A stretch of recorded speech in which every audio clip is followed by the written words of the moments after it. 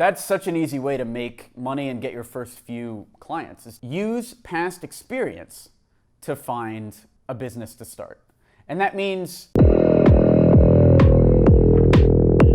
running a cold email campaign is one of the easiest ways, one of the most straightforward ways I've found to get new clients. We've used it to match with most of the Fortune 500 for our agency clients and a lot of billion-dollar brands we've been able to sell. We've generated millions of dollars of revenue just from cold email. The problem is if you've tried cold email, it's not as straightforward and as easy as it looks. But luckily, we have put together the cold email optimization checklist, and you can have it for free. What this is the internal tool we use to optimize our cold email campaigns. This checklist will teach you or your team when to rewrite the subject line, when to rewrite the body of the email, what to put in the body of the email, how to check the email to make sure there's no errors before the send goes out. All of that in a very straightforward checklist, and you can have it for free. To get it, go over to experiment27.com/checklist, and you can have that download. Again, the URL is experiment27.com/checklist. Let's talk about how to start a small business.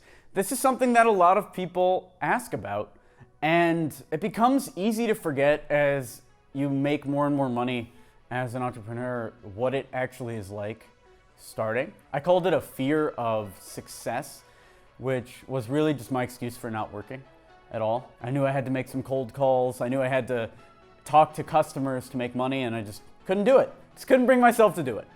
So in today's video, I want to talk about how to start a small business, what you actually need to do to make progress on your company, and tell a couple stories along the way. I'm Alex Berman. I've generated over $10 million in sales now. I run multiple companies. Some call me a serial entrepreneur. Why is this coming up right now? Well, as you saw in the Hustlecation video, maybe you haven't, check it out if you want to see some money being made live. My little brother Terrence was in town for what we call a Hustlecation.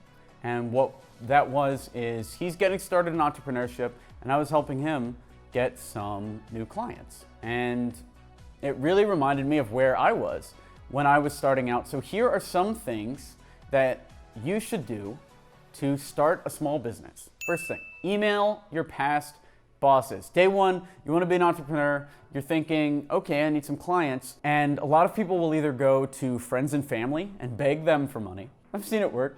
The other thing that they do though is they approach people cold. And approaching people cold is great. I've talked about cold email more times than I can even think about on this channel, how to get in contact with high-level people that don't know you and convince them to work with you. But my first few clients, actually my first huge client, was the agency that I was working at as a director of marketing. And they hired me on as a marketing consultant. And from there, I was able to grow the team and build the business. So step one of how to start a business is email past bosses. And this is actually something my little brother Terrence did as well. He emailed one of the companies he used to work for like 4 or 5 years ago and was surprised when they remembered him, for one, and two, offered him a deal on the spot. And this is another thing I didn't realize with new entrepreneurs, but I was the same exact way. People have a longer memory than you think.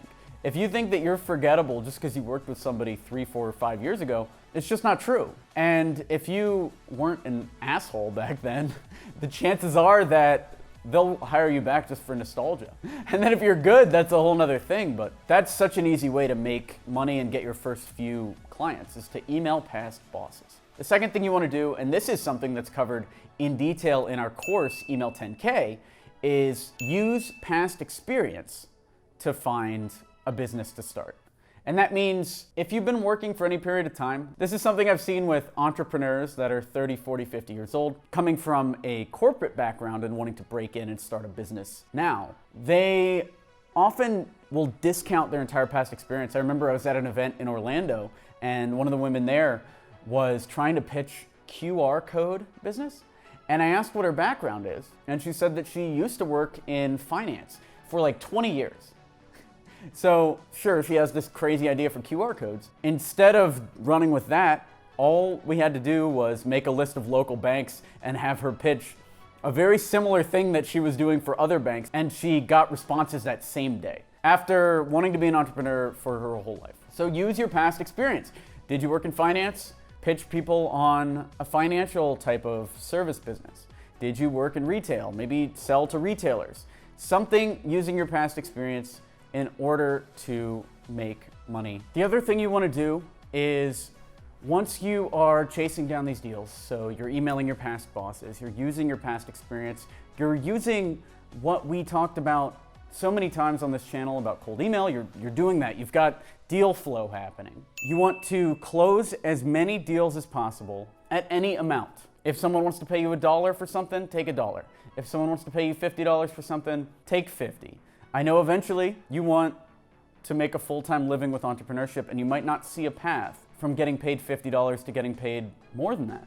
But what I've seen is, if you can make 10, you can make 100. If you can make 100, you can make 1,000. And we actually break this down step by step in the course. I show you our exact process, how we went from 2K to 5K to 8.5 to 12 with the exact same offer. And that's the key thing here. You can take an offer that you used to sell for 100 and end up selling it for 10,000, as long as you have the patience necessary to keep trying. So close as many deals as you can at any amount and raise your price each time. If you start at 10, ask for 100 next time. Aggressively raise your price until they say no. For us, we started getting pushback when we were charging $12,000 for the marketing review that we used to charge $2K for, and then we dropped it down to 8.5, which became our sustainable number. So do that. That's how to start a small business. By the way, if you want the system that we're covering in this video as a free checklist, grab the link in the description. You can have a PDF of everything we talked about. Leave a comment down below if you have any other questions, and stick around on this channel. We do videos 3 times a week. Leave a like, subscribe if you want more content like this, and I'll talk to you later. I'm Alex Berman. Thanks for watching.